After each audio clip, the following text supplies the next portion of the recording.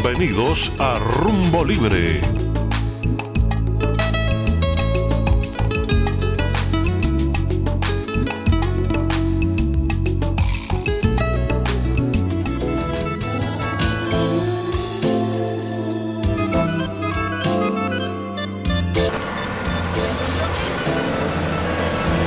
Distante por carretera 100 kilómetros de la capital montevideana, el balneario de mayor tradición en el Uruguay, Piriápolis, es punto obligado tanto del turismo exigente como de miles de uruguayos que elegimos este lugar para el descanso. Rodeada por el verde de sus cerros y playas arenosas que son salpicadas por las aguas del Plata, esta ciudad ofrece la tranquilidad ideal para que cientos de familias se den cita durante todo el año. Para mí, un simple amante del mar y la vela, muchas veces prefiero realizar el viaje navegando durante la noche y llegar a su moderno puerto deportivo apenas despunta el día, disfrutando del hermoso panorama que esta bahía en forma de herradura presenta en las primeras horas de la mañana. Con orgullo decimos que más de un siglo nos separa de la visión inequívoca del fundador de esta ciudad, don Juan Santiago Francisco María Piria, integrante de una familia de navegantes genoveses que en el año 1890 decidió comprar las primeras tierras en esta zona, a la que posteriormente y en su honor se conoce con el nombre de Piriápolis. En Montevideo, en las instalaciones de la Biblioteca Nacional, el Grupo de Investigación y Difusión en Diseño y Arquitectura lleva adelante la exposición Memoria de un balneario en 100 imágenes, Piriápolis. El director del grupo ofrece charlas sobre el tema, participando de las mismas diversos conferencistas quienes ilustran con sus conocimientos a estudiantes y visitantes en general, con el propósito de conocer más de cerca la obra realizada por Piria en el Uruguay. Conversamos con el principal responsable de la muestra. Buenos días al arquitecto Eduardo Montemuño. Muchas gracias por venir a esta muestra, que es un poco un recorrido por la memoria de un balneario, como la llamamos, a través de un conjunto bastante importante de imágenes para alentar que nuestros patrimonios a veces hay que verlos de muchas maneras diferentes. En este caso Piriápolis, que es puerto, ciudad, balneario y un conjunto de actividades que cada día se renuevan. ¿Cómo nace esta exposición? Nace de la investigación que llevó un año a partir de una idea primaria en el Museo Arte de Piriápolis, un museo joven. Empezamos a investigar a través de fotografías antiguas, más de 100 años, y eso conformó un conjunto de más de 300 postales que tenemos aquí en exposición. La investigación propiamente de los planos originales del puerto de Piriápolis. Cerro de Inglés. ¿Por qué Cerro de Inglés? Porque esta zona originalmente no tenía ese nombre de Piriápolis. Vamos un poquito para atrás y nos ubicamos en que se llamaba Ensenada del Inglés o Puerto del Inglés, porque allí venían los ingleses con el tráfico de esclavos o a cargar agua dulce o llevarse cueros en sus distintas travesías por esta zona, yéndose a Buenos Aires a depositar esclavos que traían de África. Y tenemos también, como decíamos, el proyecto de muelle de abrigo para Bahía Piriápolis, escala 1000, Piriápolis, 15 de julio de 1914 con la firma de Francisco Piria, hasta llegar a la maqueta actual del puerto que fue hecho en el año 85 en adelante, inaugurado ya en los años 90, y luego una gran colaboración de mucha gente. Esto no es tarea de una sola persona, una sola mía, no es la punta del iceberg, digamos, para hablar de muchos colaboradores que prestan material, familias de Piriápolis, familias de Montevideo, descendientes de Piria, e incluso museos como el Museo de Automóvil, otros museos han prestado material, ministerios han prestado material, que de otra manera no se puede acceder a tener todo un panorama junto. Incluso la Biblioteca Nacional, que es el ámbito donde estamos, nos encuentra con un préstamo especial, documentaciones que normalmente no se accede si no es para investigadores, como forma de darle un marco documental más que importante. ¿Podrías contarme un poco dónde nace Piria? ¿Cómo llega Piria a Piriápolis? La historia de Piria comienza con un muchacho que lo conocemos con 16 años. En realidad Piria nace en Uruguay, 21 de agosto de 1847. Sabemos que es uruguayo de varios registros que se han ido ubicando en la Catedral de Montevideo. El arzobispado tiene ese tipo de documentación con las partidas de nacimiento. Su madre es de Niza, franceses. Por lo tanto, su padre sí, es verdad que es italiano, de Génova. Eso es importante porque cuando nace Piria perdemos mucho los aconteceres de su niñez. Supuestamente sus padres fallecen y él tiene que irse con un monje que vive en Génova, su tío, jesuita a su vez, y que supuestamente es el que le introduce en todas las teorías de la alquimia, que es un tema aparte. En este caso lo que nos importa es la historia de cómo llega este muchacho de nuevo a Montevideo, un Montevideo amurallado, y que todavía está, como decíamos, en muchas revueltas políticas. Estamos hablando que a los 16 años, por allá en 1860, ese entorno, él vuelve a este país y se encuentra con una ciudad en nacimiento, dentro de todo lo que era el carácter político del momento. Sin embargo, sus primeros apariciones públicas se deben al mundo del remate. Él instala un comercio donde remata de todo, relojes, vestimenta, y es famoso por su forma de presentarse al público. Se hace un personaje ya desde ese momento, con la venta desde ropa gauchesca, así una forma muy, llaman bombista, porque él usaba bombos para anunciar sus remates, frente a lo que eran otros comercios mucho más tranquilos, de un Montevideo cerrado. Para ese entonces sabemos que empieza a crecer su actividad dedicada a los terrenos. La venta de terrenos era algo novedoso, él transformó esa venta en una fiesta. Estamos hablando de un proceso de ya años que van avanzando.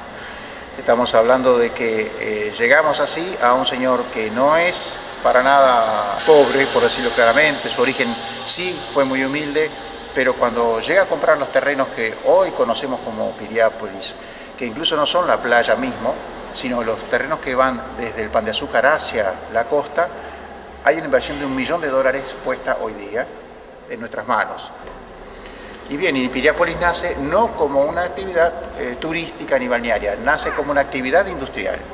Es el establecimiento agropecuario lo que se establece allí con las intenciones de vender granito de las canteras que extraía de los cerros que rodean hoy Piriápolis, Pan de Azúcar, el Cerro del Toro, de ahí sacaba granito para exportar sobre todo. Sin embargo, el 60% del granito que está utilizado en el Palacio Legislativo es de Piriápolis.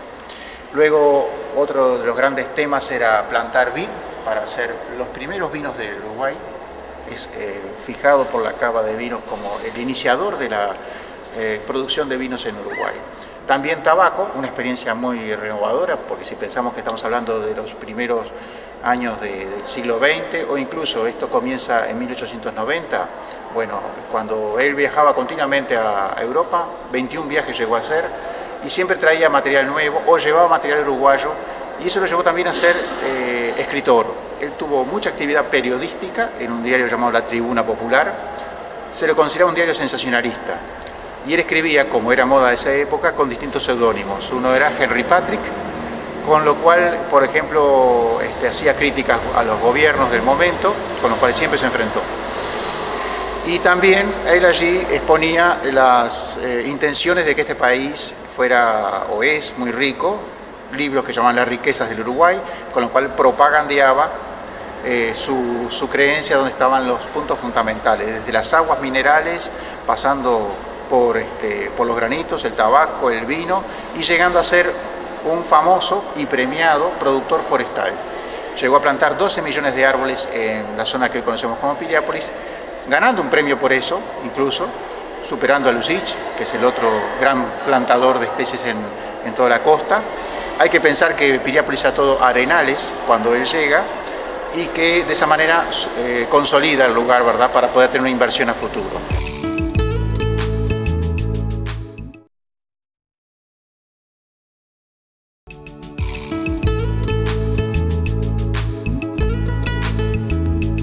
Con la historia que estamos conociendo, entonces vamos a llegar a ver cómo se funda un balneario y por qué. Las modas sociales cambiaban. Tenemos los balnearios como Niza, Brighton, Inglaterra en ese caso, y que la sociedad europea iba empezando a conocer un lugar que era tomar aire fresco como forma de obtener salud, o baños de sol. Esas modas las capta Piria y las lleva a desarrollar lo que conocemos como sí un balneario. Entonces por 1900 ya aparece la primer casita, él decía un hotel de Morondanga, que era una casa de madera de 6 habitaciones. Pero en 1905 inaugura el que llamamos el Grand o Grande, como en francés, digamos, Hotel Piriápolis, hoy conocido como la colonia de vacaciones. Allí sin duda hay un despliegue y una búsqueda hacia el turismo y nace un balneario que es el primer balneario planificado y es la primera ciudad planificada que existe realmente con un objetivo turístico, diríamos, en la costa del Océano Atlántico. No es poca cosa. Claro, no existían caminos, no existían puentes. ¿Cómo se llegaba a este lugar? Eso era fundamental, crear un puerto.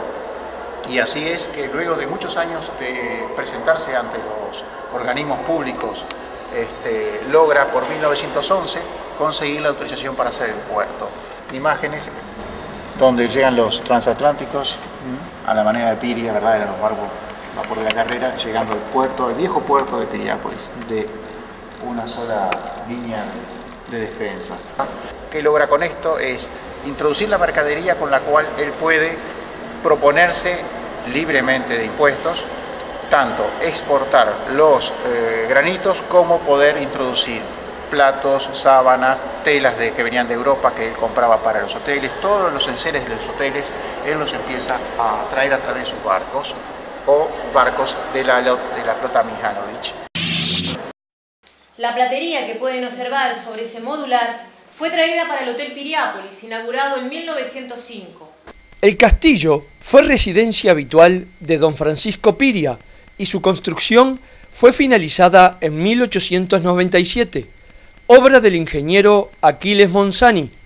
Desde aquí dirigía Piria sus negocios y llevaba adelante el desarrollo de su balneario.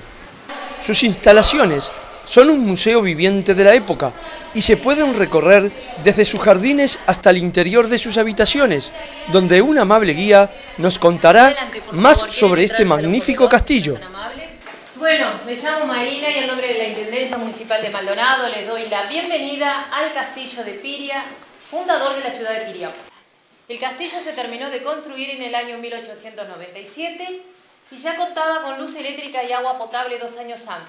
Piria había traído 2 generadores para darle luz al castillo, a las bodegas que estaban enfrente y a Quebradas del Castillo, que era central, donde centralizaba todos los negocios. Por el sistema de bombas tenía agua en el castillo. Los baños solamente tenían ducheros. Podemos decir que todo el castillo estaba todo empapelado, las paredes con mampostería y hojas doradas. Los pisos, tanto estos como los de abajo y los de la sala de visita, eran de granito rosado, que fueron extraídos de las canteras que tenía Francisco Piria detrás del Cerro Pan de Azúcar. Esta es una postal de 1904 del vapor de la carrera saliendo del puerto de Montevideo, original, ¿no? 1904, que nos muestra un poco también el barco de paletas, cuando eso hoy en día lamentablemente no lo hemos conservado, pero es una parte de la historia, ¿verdad? Se instala en Buenos Aires, se instala en Rosario, Argentina, y logra traer a través de Ciudad de Buenos Aires, Ciudad de Montevideo, cientos, por no decir miles y miles de turistas durante varios años al segundo hotel, como decíamos, que es hoy en día la colonia de vacaciones de la ANEP. Bienvenidos a Piriápolis, turistas amigos. Los catálogos que son desconocidos, catálogos de 1919 y catálogos del año 40. Folletos 1930, del 29 al 30 está hecho este folleto. Un folleto que te muestra Piriápolis dibujado porque estaba todo en construcción. Juguetes de playa, como eran en su momento. Esta foto nos muestra los costumbrismos. Los hoteles tenían que darle una bata de playa a la gente para salir porque no podían bajar a la Rambla si no estaban vestidos, o sea, no se podían andar en malla por la Rambla. Y además aquí nos permite ver costumbrismos como este señor sirviendo con su traje perfecto y su gorra, evidentemente un refresco en la playa a las bañistas que se encuentran por allí. De esa manera Piria introduce una clave, que es el puerto. Si pensamos que él tuvo que financiar todo el puerto, hacer todo el puerto, le costó 20.000 pesos oro, con una concesión de 20 años, iba a ser el mojón con el cual él iba a desarrollar su balneario. De esa manera también tenemos que sumarle ahora otro elemento que originalmente tampoco era de uso turístico, es el trencito de Piria, que fue famoso, lamentablemente desapareció, pero fue famoso durante un buen tiempo, hasta los años 60. Era en realidad el tren con el cual él iba a transportar las mercaderías, los granitos, que antes hacía carreta, desde el Pan de Azúcar hacia el puerto para poder sacar la mercadería. Y con esas iluminaciones continuamente él tenía, ¿verdad? Porque era una persona muy despierta para su negocio. Un gran hombre de negocios. Un gran hombre de negocios. Vamos a pensar, para poner fechas y edades. Hablamos de que nace en el 47, que por los 20 años, 25 años ya era un conocido rematador.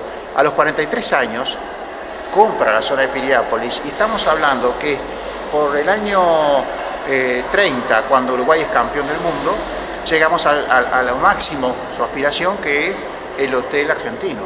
Sí, tenía 83 años en esa época y sin embargo seguía teniendo metas tan importantes y hay que ponerse, digamos, un trabajo del porte que significó el Hotel Argentino para generar para él una aspiración de la vida. O sea, ese panorama que les corté un poquito porque a veces las edades, pero ¿cómo queda hacia tal cosa, queda hacia tal otra? Es que hay que ver, ¿no? 83 años inaugurando un hotel, el mejor de América en ese momento. Bueno, en el Hotel Argentino unos excursionistas que han llegado por los años 40 y con todas sus modas, sus gorros, su vestimenta, incluso hasta el ómnibus que podemos ver aquí de las comunes bañaderas, las que se llamaban así, algunas eran sin techo. Y tenemos también la imagen de un hotel argentino con los primeros autos del año 20. Estamos en el 30, ¿verdad?, cuando se inaugura. Y vamos recorriendo su historia. Claro, un hombre multifacético. Totalmente. Él escribía, como decíamos hoy, libros muy conocidos de él son El socialismo triunfante, que es el libro considerado el único libro del siglo XIX uruguayo, donde se habla del socialismo utópico. Él decía, el socialismo triunfante o cómo será mi país dentro de 200 años. Es una utopía, es de repente el que lo lee va a decir, pero esto es realmente insostenible. Bueno, pero es el pensamiento de un país que nacía, de una persona que tenía muchos esfuerzos. Él decía siempre, nada se hace si uno no se enamora de lo que está haciendo y nada sale adelante si uno no pone el mayor esfuerzo. Incluso continuamente en los afiches donde él hace los remates de terrenos del balneario, que podemos ver por varios lugares, hace referencia clara a los jóvenes. Él habla a los jóvenes, les dice que directamente, si no van a encarar algo con ganas, no lo encaren, no lo hagan. Y eso es una cosa, una costumbre, puedo decir, del momento, de que porque un afiche de venta de un terreno se transforma en una forma moralista de comportamiento. Era muy común también allí. Incluso cuando Piria realmente logra salir adelante con la producción, como hablábamos hoy de vinos, crea una bebida, la coñaquina, que toma la quina como producto que era, digamos, bajaba la fiebre, un producto que es en realidad una medicina natural indígena, y la junta con el coñac francés. Esa unión él propone que significa una palabra muy utilizada por él, salutífera. Todo era salutífero, las aguas de Piriápolis son salutíferas, y esta bebida, que fue muy famosa en los primeros años del siglo XIX, no, del siglo XX de Uruguay, y en Montevideo, que se vendía como hoy en día cualquier refresco, llegaba a ser una insignia de Piriápolis. Esa palabra, coñaquina Piriápolis, es la que logra hacer conocer el balneario, antes que el balneario por sí mismo.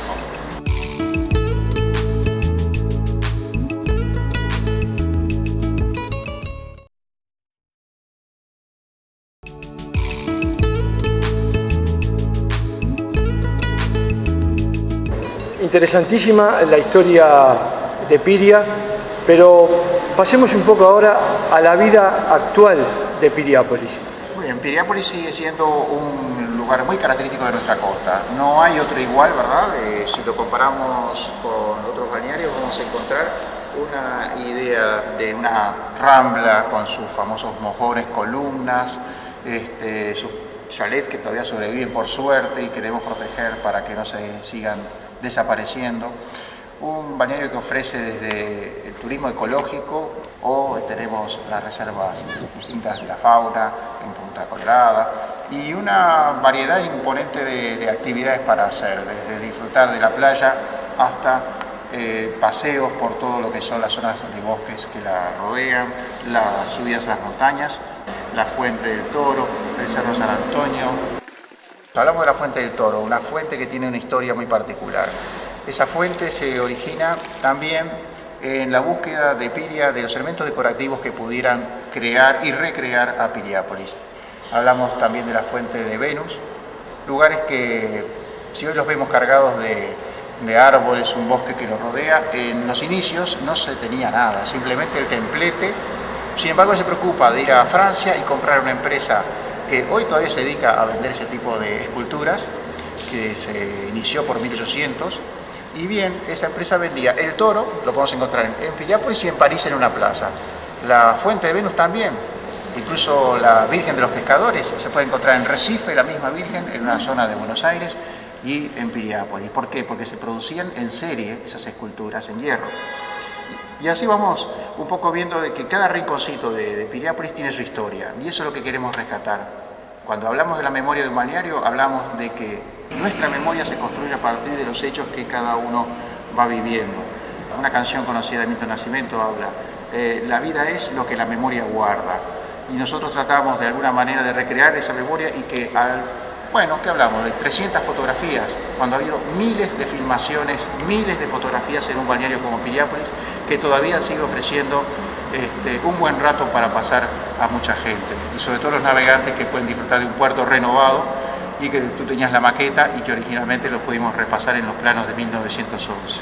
Yo creo que lo que hay que hacer en Piriápolis es ir, tomar aire, disfrutar de la rambla, los paseos y descubrirlo, ¿verdad? Porque hay muchos más rincones, muchas más actividades que se pueden hacer sin tener que pensar, bueno, ¿qué voy a hacer este fin de semana? Un fin de semana bien pasado en Piriápolis es agradable. ¿Por qué prácticamente muere, por decirlo de alguna forma, Piriápolis pasando el mes de enero? Sí, sí. ¿Qué se puede hacer acerca de eso? Digamos que las costumbres también tienen que ir cambiando. Salir a tomar aire. Y acá venimos nosotros, los famosos.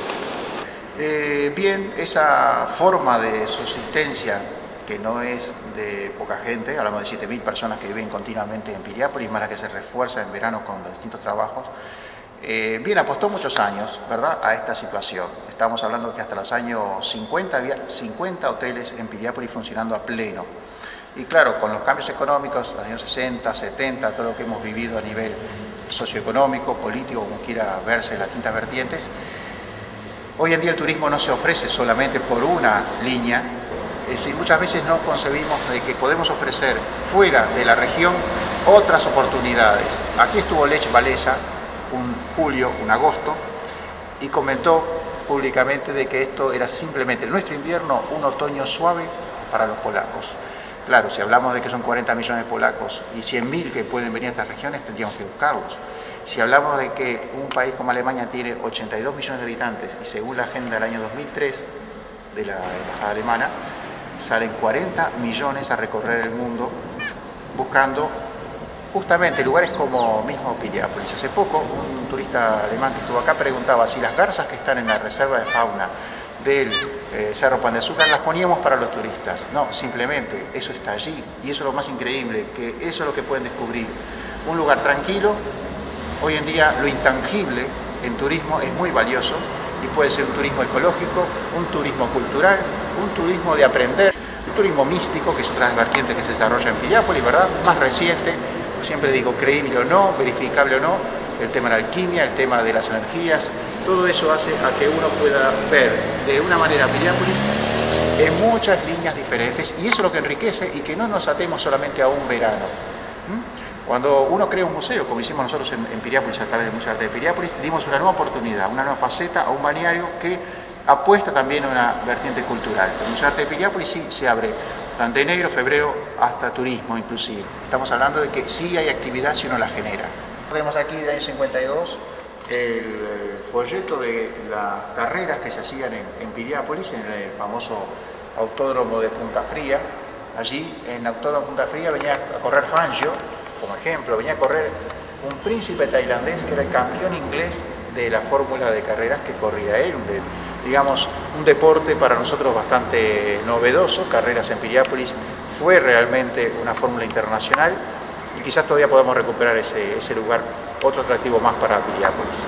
Y hay que reforzar un poco la idea del turismo continuo, ¿verdad? El turismo que no es solo para el verano. Vamos a poder llegar a un lugar que está apenas a 100 kilómetros de Montevideo, en este caso, o 26 kilómetros de Punta del Este, cuando llega a una ciudad como Piriápolis, que es muy cariñosa con la gente, envuelta entre 7 cerros y un mar por delante. ¿Qué le agregarías tú a Piriápolis en invierno para que sea más atractivo? Esa es una pregunta de gestión. Yo le transmitiría esto a la gestión de turismo de la Intendencia Maldonado, ¿verdad? Porque son los que dan la pauta. Yo simplemente lo que hice con esta exposición es rescatar que un lugar de nuestra historia, de nuestra cultura, como es Piriápolis, y de nuestra arquitectura, tiene mucho para mostrar. Yo creo que lo que agregaría es la intención de que la gente siempre trate de ver nuestro país, nuestra cultura, nuestros balnearios como una parte de nuestra historia, que fue y existe. Esa historia es tangible, hay libros escritos por eso y para eso. Muchas gracias por venir a esta muestra. Arquitecto Eduardo Montemuño, los agradecidos somos nosotros. Será para otra oportunidad que nos volvamos a ver en el propio Piriápolis. Y muy buena suerte también con su actividad, que es muy atractiva, la parte náutica. Bueno, muchas gracias.